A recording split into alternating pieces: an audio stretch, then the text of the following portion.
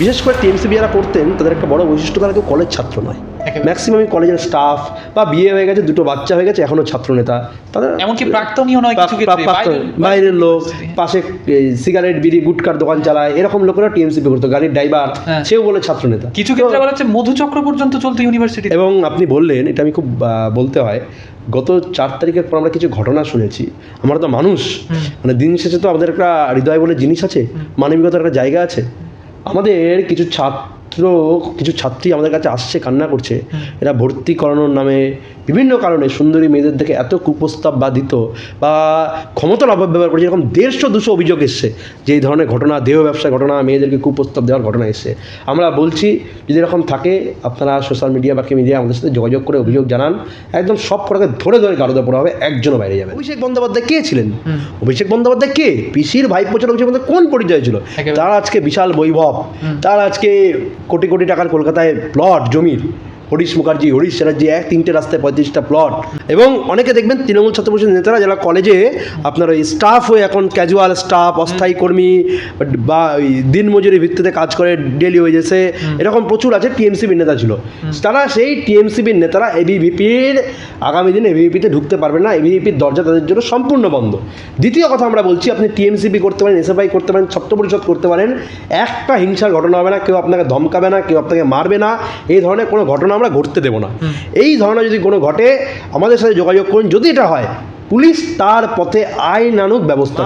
আমি কোনো ধর্মের বিরোধী নই, কিন্তু আপনাকে মানতে হবে, মা আম্মা কখনো এক হতে পারে না, পানি আর জল কখনো এক হতে পারে না। মানে যারা পানি বলে আর যারা জল বলে, বাংলাদেশের বাঙালি এবং বাংলার বাঙালি, তার মধ্যে বিস্তর পার্থক্য আছে। এসছে একটা সময় আমাদেরকে লোক বলতো এবিভিপি না এবিপি নিউজ, এটা আমাদের শুনতে হতো, প্রচুর শুনতে হয়।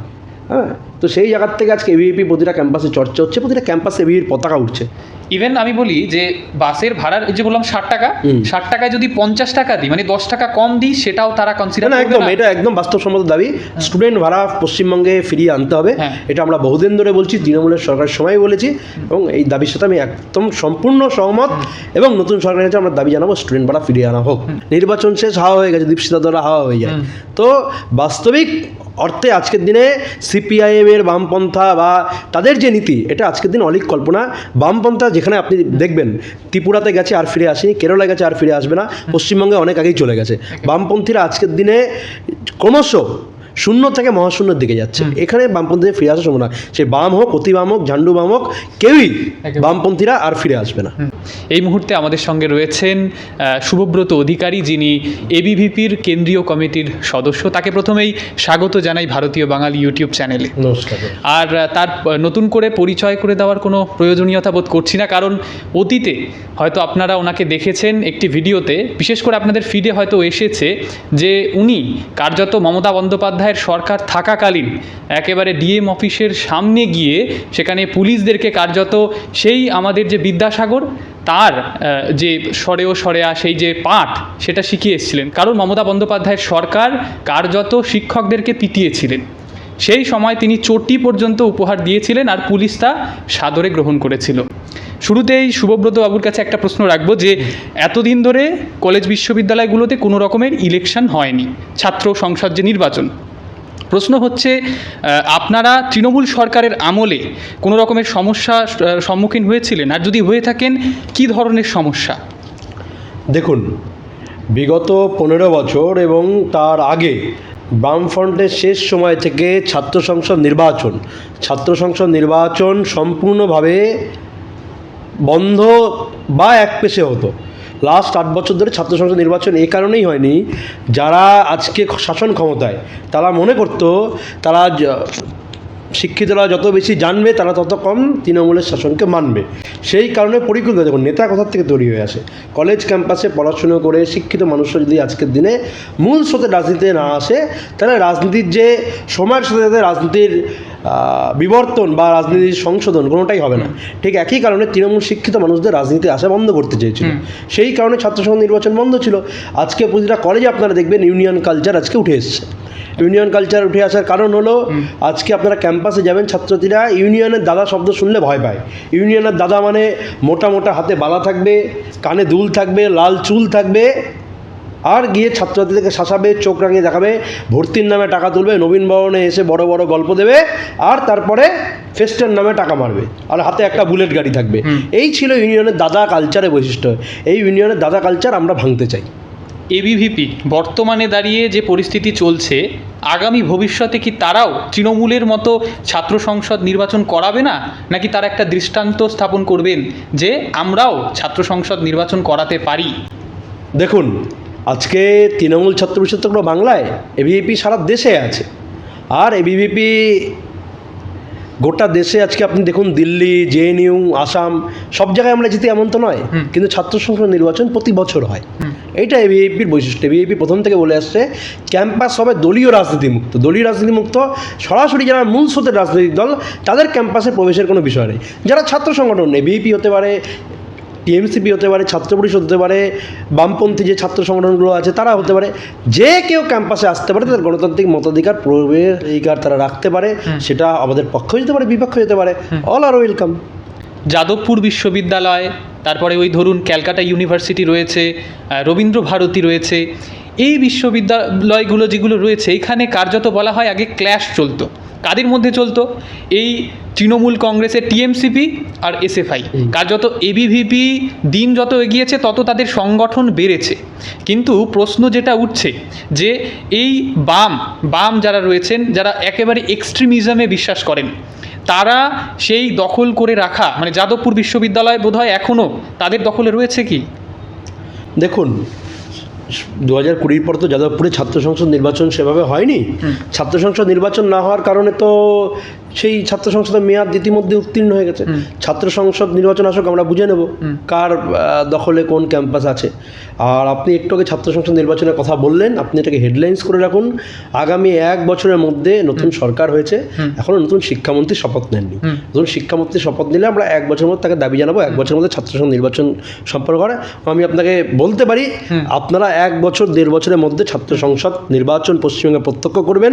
অবাধ শান্তিপূর্ণ নির্বাচন হবে এবং যারা সেই নির্বাচনে জয়ী হয়ে আসবে তারা ক্যাম্পাস পরিচয় হবে। বেশিরভাগ যাতে এবিভিপি জিতবে, স্বাভাবিক আছে।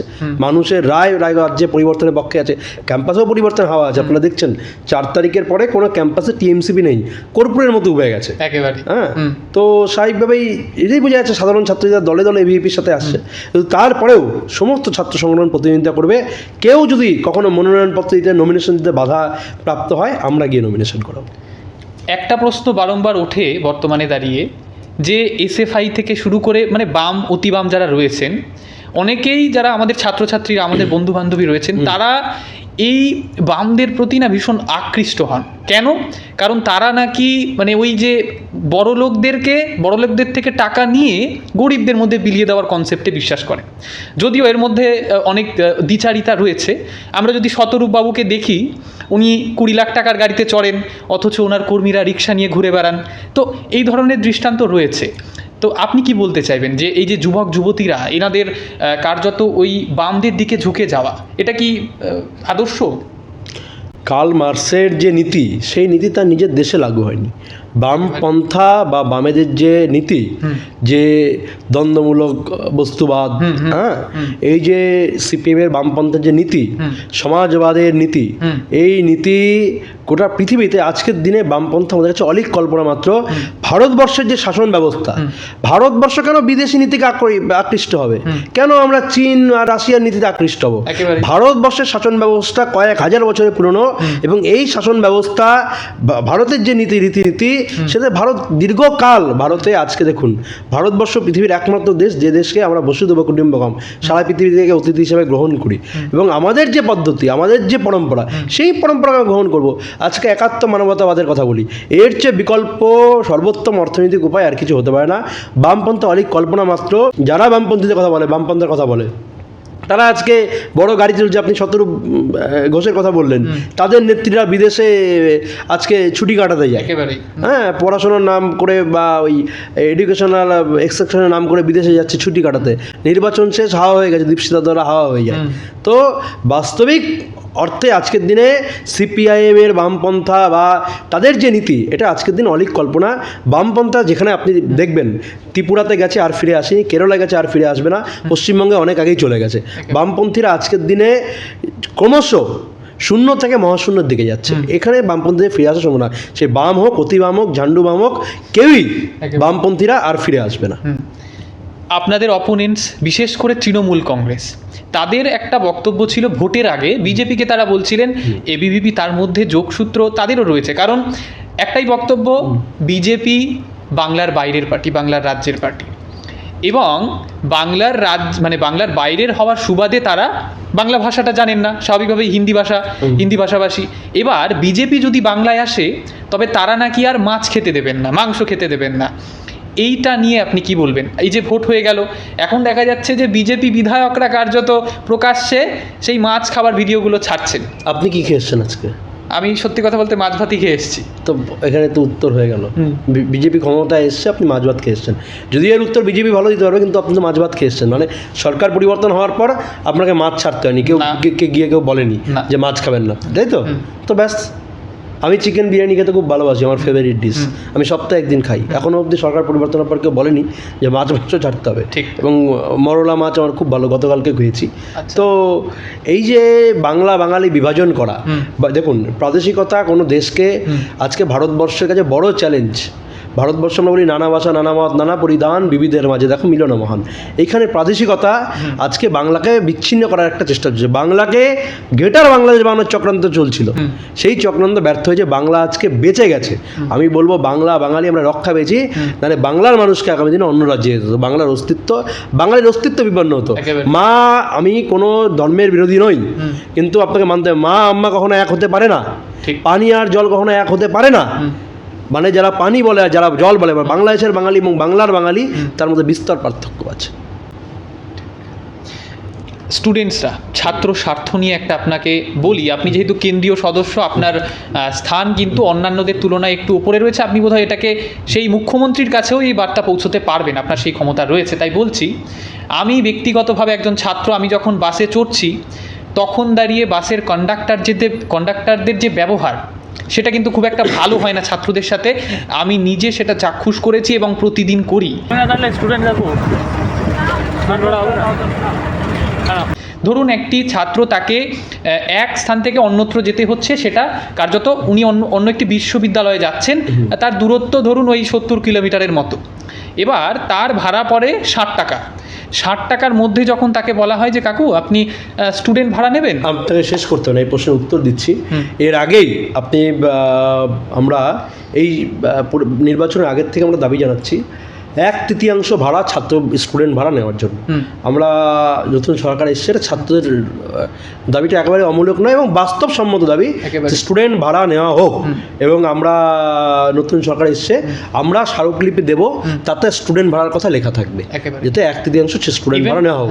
এবং আমি ছাত্র, তো আমি নিজে তো স্টুডেন্ট, আমি এটা ফিল করেছি, অনুভব করেছি, শুধু বাসে নয় বাকি ক্ষেত্রে স্টুডেন্ট ভাড়া নেওয়া হোক। ট্রেনে যেমন মেয়েদের ক্ষেত্রে এটা কিন্তু আছে। ঠিক। ইভেন আমি বলি যে বাসের ভাড়ার, এই যে বললাম 60 টাকা, 60 টাকায় যদি 50 টাকা দিই, মানে 10 টাকা কম দিই, সেটাও তারা কনসিডার করবে না। একদম, এটা একদম বাস্তবসম্মত দাবি, স্টুডেন্ট ভাড়া পশ্চিমবঙ্গে ফিরিয়ে আনতে হবে। এটা আমরা বহুদিন ধরে বলছি, তৃণমূলের সরকারের সময় বলেছি, এবং এই দাবির সাথে আমি একদম সম্পূর্ণ সহমত।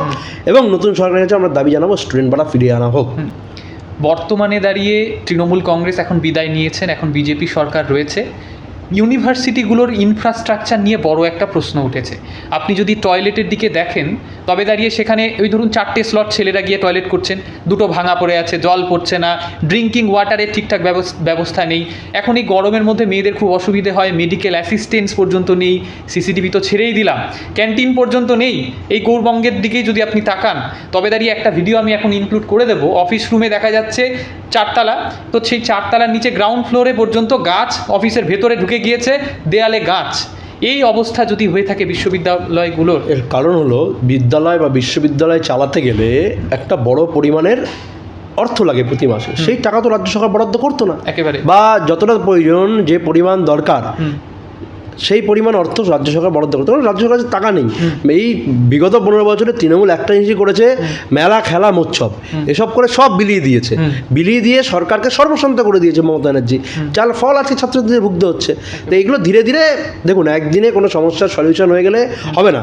নায়ক সিনেমাতে মুখ্যমন্ত্রী একদিনে করতে পারেন, কিন্তু বাস্তবে তো পরিস্থিতি পরিবেশ বুঝে অনেক কিছু করতে হয়। কিন্তু শিক্ষাক্ষেত্রে শুধু আপনার এই পরিবারের উন্নতি দরকার নয়, বিপুল পরিমাণে পরিবর্তন এবং পুরো খোলন নাচে এই সিস্টেমের বদল করা উচিত। যেভাবে বিদ্যালয় শিক্ষা ভেঙে পড়েছে, আমূল পরিবর্তন করতে হবে, আমূল উন্নতি দরকার এবং প্রয়োজনে বিশেষ কোনো পরিকল্পনা যোজনা নেওয়া উচিত, আমাদের এটা মনে হয়। আরও এই বিশ্ববিদ্যালয়ের ক্ষেত্রে যেভাবে প্রতিটা বিশ্ববিদ্যালয়ে ঘুঘুর বাসা আছে, সেই ঘুঘুর বাসা প্রতিটা বিশ্ববিদ্যালয় ভাঙা অত্যন্ত প্রয়োজন। এবং আপনি গৌড়বঙ্গ বিশ্ববিদ্যালয়ের কথা বললেন, গৌড়বঙ্গ বিশ্ববিদ্যালয়ে দীর্ঘদিন ধরে ঘুঘুর বাসা চলেছে। আগে পরীক্ষাকে নিয়ে একটা চক্র ছিল, সেই চক্র শেষ হতে না হতেই ওখানে দাদাগিরি, ইউনিয়নের চোখ রাঙানি এবং সবচেয়ে গৌড়বঙ্গে যেটা অনিয়মিত হয়, পরীক্ষা এবং তারপরে রেজাল্ট বেরোনো, বহু ছাত্রছাত্রী এই ভোগান্তির শিকার এবং অনেক ছাত্রছাত্রী তাদের পরীক্ষার খাতা ঠিকঠাক মূল্যায়ন হয় না, যার জন্য তারা সাপ্লি, এগুলো গৌড়বঙ্গের নিয়মিত ঘটনা। এবং প্রতিটা রাজ্যের প্রতিটা বিশ্ববিদ্যালয়ে পরীক্ষা করানোর পর একটা ছাত্রকে পরিকল্পনা করে একটা পেপারে ফেল করানো, এটা তৃণমূলের কালচার হয়ে দাঁড়িয়েছিল। আর সেই পেপারটা পাস করানোর জন্য তৃণমূলের দাদারা পয়সা নিত। কলকাতা থেকে শিলিগুড়ি এটা একদম বাস্তবসম্মত ঘটনা।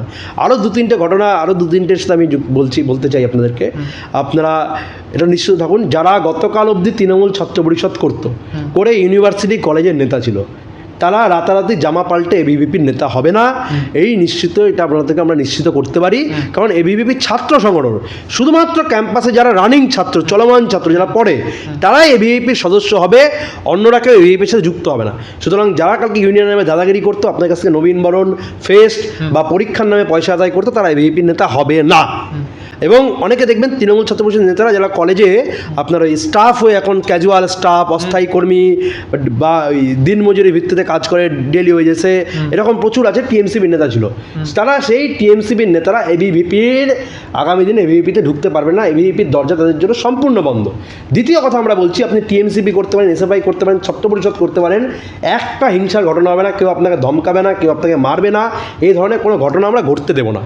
এই ধরনের যদি কোনো ঘটে, আমাদের সাথে যোগাযোগ করুন। যদি এটা হয়, পুলিশ তার পথে আইনানুগ ব্যবস্থা নেবে, সেক্ষেত্রে কোনো রেয়াত হবে না।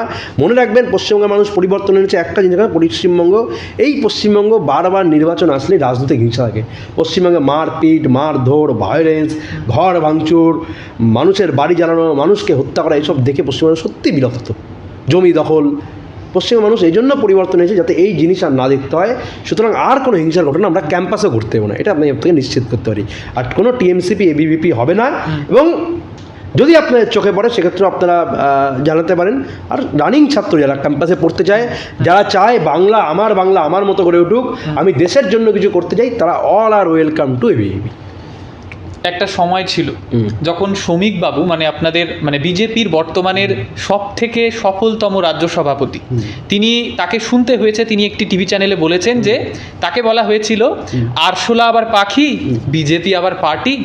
এইখান থেকে আজকের দিনে দাঁড়িয়ে বিজেপি সরকারে এসেছেন, লড়াইটা কতটা শক্ত ছিল? দেখুন, বিজেপি তো একটা রাজনৈতিক দল, আমরা সরাসরি সেই রাজনৈতিক দলের নিয়ন্ত্রণাধীন নয়।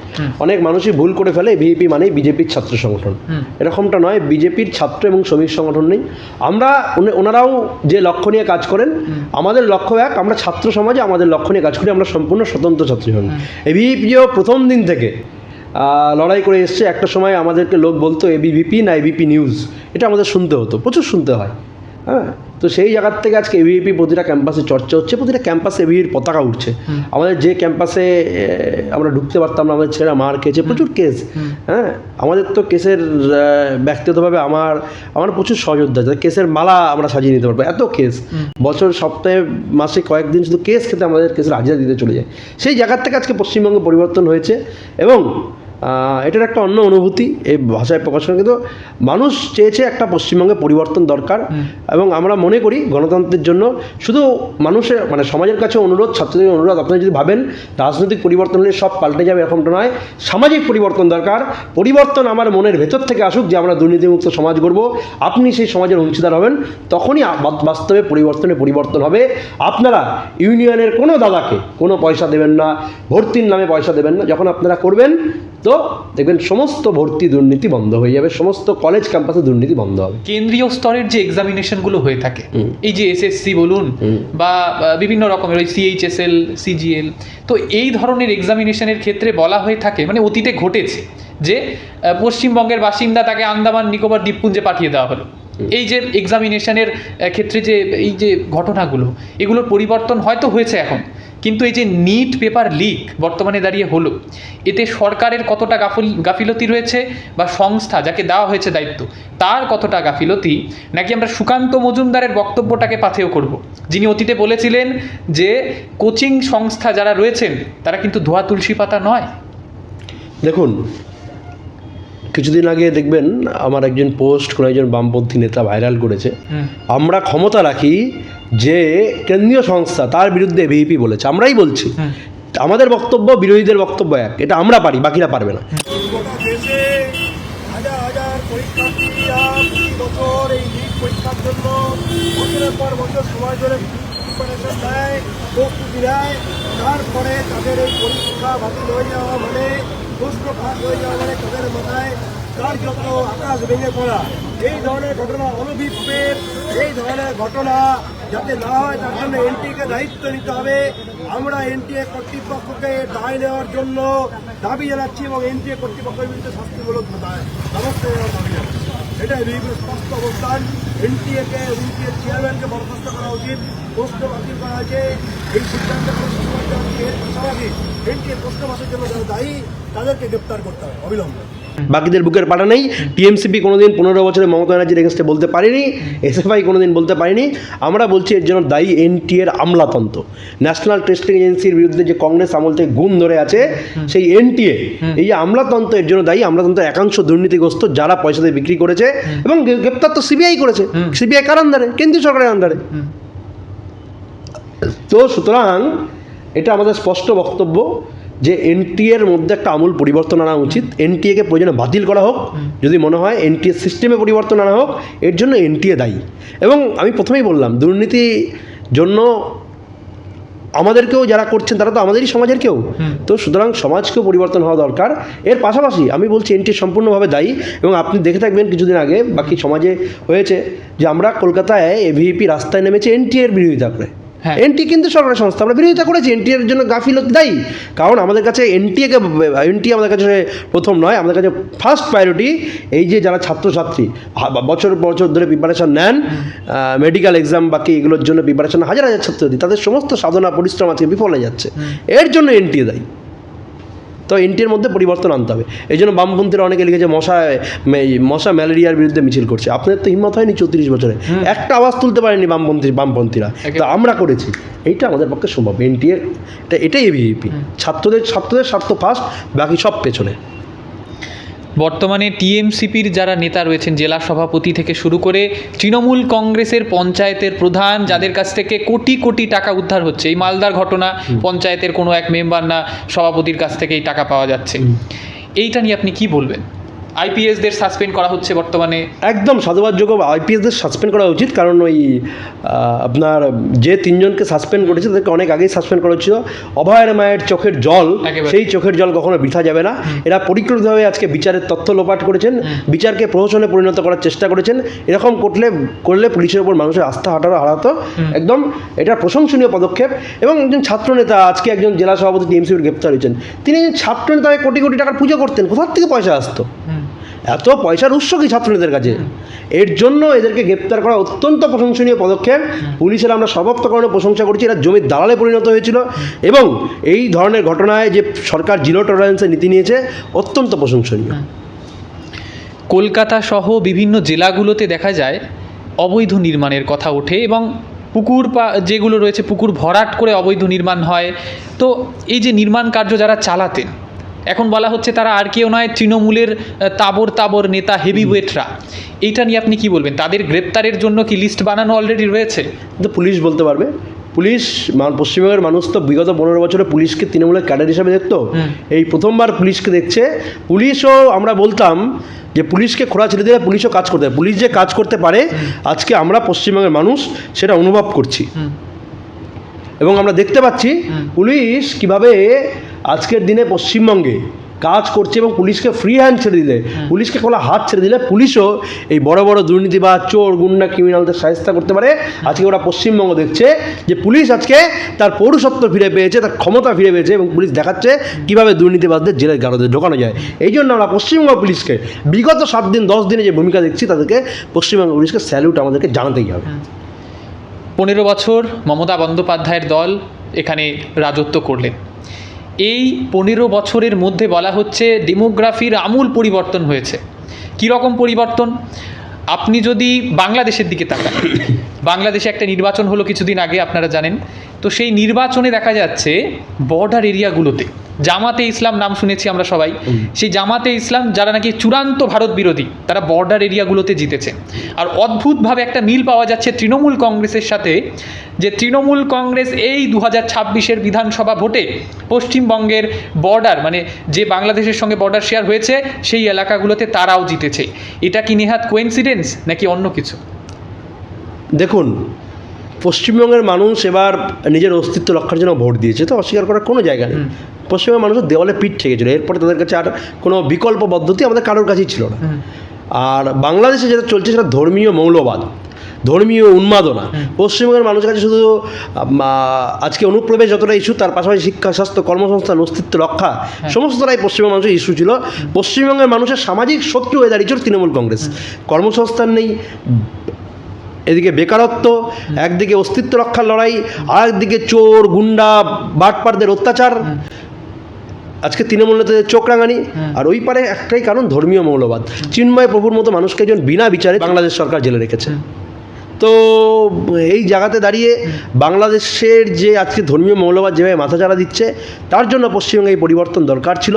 এবং আজকের দিনে বাংলাদেশের ছবি সেটা গোটা পৃথিবীর কাছে, গোটা দেশের কাছে এবং বাংলাদেশের মানুষের কাছেও বিপজ্জনক। আপনি পরিবর্তনের কথা বললেন, এটার সঙ্গে আমি একমত হতে পারলাম না। 2011 সালে সত্যি পরিবর্তন হয়েছিল। কী রকম পরিবর্তন আপনি হয়তো ভাবছেন? সুজিত বোস উনি গ্রেপ্তার হয়েছেন। এই সুজিত বোস নাকি আগে চাউমিন বিক্রি করতো, এগ রোল বিক্রি করতো, সেইখান থেকে তাকে মমতা বন্দ্যোপাধ্যায় উঠিয়ে নিয়ে এসে এই হেভিওয়েট বানালেন। তারপর থেকে শুরু হলো তাদের সুস্বাদু দুর্নীতি। এবং এর পাশাপাশি আমরা যদি এই বালুবাবুর দিকে তাকাই, আমরা যদি সেই অনুব্রত বাবুর দিকে তাকাই, তাকে দিলীপবাবু বলেছিলেন তিনি নাকি আগে ট্যাংরা মাছ বিক্রি করতেন, সেখান থেকে উঠিয়ে নিয়ে এসে মমতা বন্দ্যোপাধ্যায় তাদেরকে আজ হেভিওয়েট বানালেন। তাহলে কোথাও না কোথাও পরিবর্তন হয়েছে, তাদের না হোক, মানে মানুষদের না হোক, তাদের অন্তত হয়েছে 2011 সালে। একদম। সুজিত বসু একটা সময় মিঠুন চক্রবর্তী পিয়েছিলেন, তো সেখান থেকে তার আজকে বিপুল উত্থান। এত বড় পুজো করেন, উনি যে টাকার পুজো করেন সেই টাকা দিয়ে আপনার গোটা গ্রামের মানুষের সারা বছরের রোজগার, সারা বছরের সংসার চলে যায়। আপনার নয়, আপনার গোটা গ্রামের মানুষের। তো এই জায়গায় দাঁড়িয়ে পশ্চিমবঙ্গের দুর্নীতিকে তৃণমূলের 15 বছর সাফল্য, এটা তৃণমূল দুর্নীতি যে বৈধ হতে পারে এটা তৃণমূল করে দেখিয়েছিল। দুর্নীতিটাকে প্রাতিষ্ঠানিক দুর্নীতি পরিণত করেছিল। একদম, দুর্নীতিটা প্রাতিষ্ঠানিক ছিল, যে 25% তোমার থাকবে, 75% ওপরে পাঠাও। এই যে প্রাতিষ্ঠানিক দুর্নীতিটা ভারতে কোনো রাজ্য, কোনো রাজনৈতিক দল করতে পারেনি, তৃণমূল করেছে। দুর্নীতি তৃণমূলে বৈধ ছিল। এই জায়গায় আজকে সুজিত বোস থেকে শুরু করে সবাই, প্রত্যেকে, আজকে সুজিত বোস থেকে বলুন, আপনি বলুন না, এখান থেকে শুরু করুন না, আপনার যেখানে যত নেতা তৃণমূলের। অভিষেক বন্দ্যোপাধ্যায় কে ছিলেন? অভিষেক বন্দ্যোপাধ্যায় কে? পিসির ভাইপো ছিল। অভিষেক বন্দ্যোপাধ্যায় কোন পরিচয় ছিল? তার আজকে বিশাল বৈভব, তার আজকে কোটি কোটি টাকার কলকাতায় প্লট জমির, হরিশ মুখার্জি, হরিশ চ্যাটার্জি, 3টে রাস্তায় 35টা প্লট। আজকে মমতা ব্যানার্জির ভাইপোদের সম্পত্তি, ভাইদের সম্পত্তি। এবার আপনি বলুন, এদিকে ইভেন যখন গাড়ি ঘোড়া যাতায়াত করছে, বাস আটকে দেওয়া হচ্ছে তার জন্য, সে যাবেন বলে পিছে 10-20টা গাড়ি যাচ্ছে, 10-20টা নয়, 100 গাড়ি যেত। এবং 4000 পুলিশ অভিষেক ব্যানার্জির জন্য আসতো, মানুষের অত্যাচার করে। আপনি দেখবেন মমতা ব্যানার্জি যতবার যে শহরে যায়, সেই শহরে আপনার পুরো শহরে বাসের ব্যারিকেড করে দেওয়া হয়। আরে ভাই, আপনি তো মানুষের নির্বাচিত মুখ্যমন্ত্রী, মানুষকে তো ভয় কিসে? একেবারে মানুষের নির্বাচিত মুখ্যমন্ত্রী, মানুষকে কেন ভয় পাবেন? এই যে অধ্যত্ত, এই যে অহংকার, দম্ভ, এইগুলো মানুষ ভালোভাবে নেয় না। গণতন্ত্রে মানুষই শেষ কথা বলে। নেতা হবে, মানুষ চায় নেতা কেমন হবে? নেতা হবে আমার মতো, আমি যেভাবে চলাফেরা করি আমার নেতাও সেভাবে চলাফেরা করবে, এইটা মানুষ চায়। এবং তার জন্যই পরিবর্তন হয়েছে। সে বড় সুখের সময় নয়, সে বড় আনন্দের সময় নয়। পা থেকে মাথা পর্যন্ত টলমল করে, দেয়ালে দেয়াল, কার্নিশে কার্নিশ, ফুটপাথ বদল হয় মধ্যরাতে। এই কবিতা হঠাৎ কেন পাঠ করলাম শক্তি চট্টোপাধ্যায়, কারণ এটা বর্তমানে ভীষণভাবে প্রাসঙ্গিক। বহু ছাত্র নেতা এমন রয়েছেন যারা এই মধ্যরাতে ফুটপাত বদল করছেন, এবিভিপি এবং বিজেপিতে যাওয়ার চেষ্টা করছেন পুরনো ফেসবুকের পোস্ট ডিলিট করে। ডিলিট করতেই পারেন, কিন্তু আমি তো প্রথমেই আপনাকে বললাম এবং আবারও বলছি, যারা কলেজ ক্যাম্পাসে সাধারণ ছাত্রদের টাকা লুট করেছে, যারা তাদের ভর্তির নামে টাকা নিয়েছে, যারা গতকাল অবধি টিএমসিপি করতো 4 তারিখ বেলা 12টার আগে অবধি, তাদের এভিপি করার কোনো দরকার নেই। এভিপি তাদের জন্য কোনো জায়গা নেই, এটা লাউড অ্যান্ড ক্লিয়ার। এভিপি শুধুমাত্র যারা কলেজে পড়ে, বিশ্ববিদ্যালয়ে পড়ে, সেই সমস্ত পড়ুয়াদের জন্য, শুধুমাত্র ছাত্রদের সংগঠন। এটা কোনো পলিটিক্যাল পার্টি নয় যে আপনি চাইলেন আর যোগদান হয় আমাদের সংগঠনে পতাকা ধরিয়ে যোগদান, এটা আমাদের সংগঠনে হয় না। এবং স্বাভাবিকভাবে আপনারা টিএমসিপি করতেন, কালকেও টিএমসিপি করতেন, আজকেও টিএমসিপি করুন, কোনো অসুবিধা নেই। বিরোধী ছাত্র সংগঠন হিসেবে আমাদের পশ্চিমবঙ্গে আমরা চাই সবাই থাকুক, আপনারা সেটা করুন। বাকি ডিপি দেওয়া বদল করার, কভার ফটো চেঞ্জ করার, ডিলিট করার, কোনো কিছু করার কোনো দরকার নেই, এইটা এভিপির বক্তব্য। এর পাশাপাশি আমরা বলছি টিএমসিপি থেকে দাগি কাউকে এভিপি নেবে না, কিন্তু টিএমসিপি করতেন যদি কলেজ পড়ুয়া কেউ মনে করেন যে এভিপি করবেন, সাধারণ ছাত্রের মতো সদস্যতা নিতেই পারেন, কোনো অসুবিধা নেই। বেসেফাই করতেন, এভিপি করতে চান, ওকে। সাধারণ ছাত্র যারা, তাদের জন্য এভিপির দরজা সব সময় খোলা। কিন্তু যারা দাগি, বিশেষ করে টিএমসিপি যারা করতেন, তাদের একটা বড় বৈশিষ্ট্য, তারা কেউ কলেজ ছাত্র নয়। ম্যাক্সিমামই কলেজের স্টাফ, বা বিয়ে হয়ে গেছে, 2টো বাচ্চা হয়ে গেছে, এখনও ছাত্র নেতা, তাদের এমনকি প্রাক্তনীয় নয়, কিছু ক্ষেত্রে বাইরের লোক, পাশে সিগারেট বিড়ি গুটকার দোকান চালায়, এরকম লোকেরা টিএমসিপি করতো, গাড়ির ড্রাইভার, সেও বলে ছাত্র নেতা। কিছু ক্ষেত্রে বলা হচ্ছে মধুচক্র পর্যন্ত চলতো ইউনিভার্সিটি। এবং আপনি বললেন, এটা আমি খুব বলতে হয়, গত 4 তারিখের পর আমরা কিছু ঘটনা শুনেছি। আমরা তো মানুষ, মানে দিন শেষে তো আমাদের একটা হৃদয় বলে জিনিস আছে, মানবিকতার একটা জায়গা আছে। আমাদের কিছু ছাত্রী আমাদের কাছে আসছে, কান্না করছে, এরা ভর্তি করানোর নামে বিভিন্ন কারণে সুন্দরী মেয়েদের দেখে এত কুপ্রস্তাব বা দিত বা ক্ষমতার অপব্যবহার করেছে, এরকম 150-200 অভিযোগ এসছে যে এই ধরনের ঘটনা, দেহ ব্যবসার ঘটনা, মেয়েদেরকে কুপ্রস্তাব দেওয়ার ঘটনা এসছে। আমরা বলছি যদি এরকম থাকে, আপনারা সোশ্যাল মিডিয়া, বাকি মিডিয়া আমাদের সাথে যোগাযোগ করে অভিযোগ জানান, একদম সব কটাকে ধরে গারদে পড়া হবে, একজনও বাইরে যাবে না।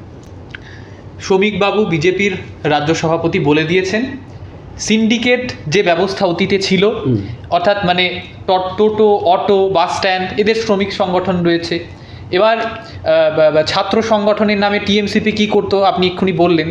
তো এই যে ছাত্র এবং শ্রমিক সংগঠন, সেগুলো বিজেপির নেই, কার্যত একেবারে প্রকাশ্যে বলে দিয়েছেন শ্রমিকবাবু। এবার প্রশ্ন যেটা উঠছে যে আমরা যুবকেরা যারা রয়েছি, তারা অতটা আমাদের সেই ধারণা নেই এবিভিপির সম্পর্কে, যে এবিভিপি আর বিজেপির মধ্যে সংমিশ্রণ বা মিলটা কোথায়, তাদের মধ্যে মিলটা কোথায়, এটাই বড় প্রশ্ন হয়ে দাঁড়াচ্ছে এখন। দেখুন, এবিভিপি সম্পূর্ণ স্বতন্ত্র ছাত্র সংগঠন, যারা মনে করে দেশ সবার আগে, সেই ভাবনা নিয়ে দেশ গড়ার কাজে নিজেদেরকে সমর্পণ করার ক্ষেত্রে ছাত্রদের নিয়ে কাজ করে। বিজেপি একইভাবে দেশ ফার্স্ট, নেশন ফার্স্ট, এই আইডিওলজি নিয়ে কাজ করে। তো আদর্শগত কিছু মিল এবিভিপি বিজেপির মধ্যে আছে, এটা অস্বীকার করার কোনো জায়গা নেই। এবিভিপি, বিজেপি, বিএমএস এর মধ্যে দিয়ে আছে। আমরা রাষ্ট্রীয় স্বয়ংসেবক সংঘ আরএসএস এর বিচার নিয়ে ছাত্রদের মধ্যে কাজ করি, তাদের আদর্শে প্রভাবিত হয়ে। বিজেপি ও আরএসএস এর আদর্শে প্রভাবিত হয়ে রাজনীতির মধ্যে কাজ করে, তারা তাদের মতো কাজ করে, আমরা আমাদের মতো কাজ করি। কিন্তু আমাদের সবারই এরকম বক্তব্য, বিজেপির বক্তব্য তাই, আমাদের বক্তব্য তাই, যে ছাত্র, শ্রমিক, এই যে জায়গাগুলো আছে, শিক্ষকদের ক্ষেত্রে, এইখানে বিজেপি, এবিভিপি বা বিজেপি সরাসরি রাজনৈতিক হস্তক্ষেপ করবে না। শিক্ষা, শ্রমিক ক্ষেত্রে এখানে সিন্ডিকেট কালচার চলবে, ওই জন্য এবিভিপি ছাত্রদের মধ্যে কাজ করছে। আজকে বিজেপির বহু নেতা বিজেপিতে প্রতিষ্ঠিত, এবিভিপি করার পর প্রতিষ্ঠিত, অনেক বিধায়ক, সাংসদ, বিধায়ক এবারও নির্বাচিত হয়েছে। স্বাভাবিক আছে, যার যেখানে রুচি সেই অনুযায়ী কাজ করে। আপনি সিন্ডিকেট রাজের কথা বললেন, আমি আপনাদের স্পষ্ট করে দিতে চাই, এবিভিপির সময়, এবিভিপি যখন ক্যাম্পাসে থাকবে, এবিভিপির আমলে ক্যাম্পাসে এবিভিপি সাধারণ ছাত্রদের নিয়ে কাজ করবে। সাধারণ ছাত্রদের এবিভিপির মুখ, বাইরের কেউ এবিভিপির মুখ নয়, বাইরের কেউ এবিভিপির নেতা নয়, সাধারণ ছাত্ররাই এবিভিপির মুখ, তারাই ক্যাম্পাস চালাবে। তারাই ক্যাম্পাসে নেতৃত্ব দেবে, অন্যরা কেউ ক্যাম্পাসে নেতৃত্ব দেবে না। আপনারা যারা এবিপি করতে চাইছেন, সাধারণ ছাত্ররা মনে করছেন এতদিন ভয়ের পরিবেশ ছিল, এবিপি করতে ভয় পেতেন, এখন যারা এবিপি করতে আছেন আপনারাই ক্যাম্পাসে এবিপিকে নেতৃত্ব দেবেন। বাইরের থেকে কোনো দাদা দিদি কেউ ক্যাম্পাসে আপনাদের হয়ে নেতৃত্ব দিতে যাবে না। বর্তমানে দাঁড়িয়ে শুভেন্দু অধিকারী রাজ্যের মুখ্যমন্ত্রী, তাকে কার্যত রাস্তাঘাটে শুনতে হতো চোর বলে, অনেকে মির্জাফর বলতেন। এই কুণাল ঘোষ কার্যত মাইক বাজিয়ে চোর বলিয়েছেন, নিজে বলেননি। তো এই যে চোর বলা কালচার আর মির্জাফর বলা কালচার, এটা হয়তো বাংলায় এখন বিলুপ্ত হবে। কিন্তু একটা কথা আমি অ্যাড করে দিতে চাই এতে, প্রশ্নের উত্তর দেওয়ার আগে, যে যাকে তৃণমূলের নেতারা চোর বলছেন এবং মির্জাফর বলছেন, তার আগে তাদের যে সভানেত্রী মমতা বন্দ্যোপাধ্যায়, তিনি যে সবথেকে বড় মির্জাফর, তার উদাহরণ কিন্তু অতীতে বাংলার মানুষ দেখেছেন। মানে তিনি যাদবপুর লোকসভা থেকে প্রার্থী হলেন কনিষ্ঠতম, এবং কংগ্রেস তাকে টিকিট দিয়ে লোকসভায় নিয়ে গেল। শেষ পর্যন্ত দেখা গেল রাজ্য সভাপতি না হওয়ার সুবাদে তিনি কংগ্রেস ছাড়লেন। এটা কি মির্জাফরই নয়? দেখুন, মমতা বন্দ্যোপাধ্যায় যে রাজনীতি করতেন, জনমোহিনী রাজনীতি, যেটা করতে গিয়ে তিনি কী করেছেন, পুরো রাজ্যটাকে শেষ করে দিয়েছেন। সাময়িক সন্তুষ্টি, আজকে একটা রাজ্যে ভাবুন, এই যে বিভিন্ন জায়গা থেকে ট্রেন ছাড়ে যখন বাইরের রাজ্যে, সমস্ত জায়গায় আজকে বিএ পাস এমএ পাস করার পর সবাই চলে যাচ্ছে। একটা রাজ্যটাকে ধ্বংসস্তূপে বাংলাকে আজকে মমতা বন্দ্যোপাধ্যায় দাঁড় করিয়ে দিয়েছেন। এবং তার রাজনৈতিক স্ট্যান্ড বরাবরই এরকম, কখনো এর সাথে কখনো এর সাথে। মমতা ব্যানার্জি এভাবেই সরকার চালান, রাজনৈতিক স্ট্যান্ড পরিচালনা করে। এখন বামপন্থীদেরকে ডাকছেন, সিপিএমকে বলছেন আয় কাছে আয়, হ্যাঁ আপনারা দেখছেন। তো মমতা ব্যানার্জি রাজনৈতিক দলীয়পনা বরাবরই ছিল, রাজনৈতিকভাবে তিনি প্রচণ্ড অস্থির। পশ্চিমবঙ্গের মানুষ ওই সময় পরিবর্তন চেয়েছিল, বিকল্প কোনো শক্তি ছিল না বলে মমতা ব্যানার্জি ক্ষমতা এসেছিলেন। আর এটা অস্বীকার করার কোনো জায়গা নেই, লাস্ট 10 বছরে পশ্চিমবঙ্গে কোনো ভোট হয়নি। যেবার প্রথম ভোট হলো মমতা ব্যানার্জি সরে গেল। আজকে আমরা বলছি 21-এ যদি ঠিকঠাক ভোট হতো, স্বচ্ছ নির্বাচন যদি এভাবে ইলেকশন কমিশন করাতে পারতো, 21-এ Mamata Bandyopadhyay tata bye bye হয়ে যেতেন। এখন এই যে আমি আপনার সাথে বসে ডিসকাশন করছি, এতদূর অবধি ডিসকাশন আসতো না। একেবারে। আপনাকে অসংখ্য ধন্যবাদ এতক্ষণ সময় নমস্কার। দেওয়ার জন্য। আপনাদের বলে রাখি, চ্যানেলে নতুন হলে চ্যানেলটিকে সাবস্ক্রাইব করে বেল আইকনটি প্রেস করবেন। অসংখ্য ধন্যবাদ।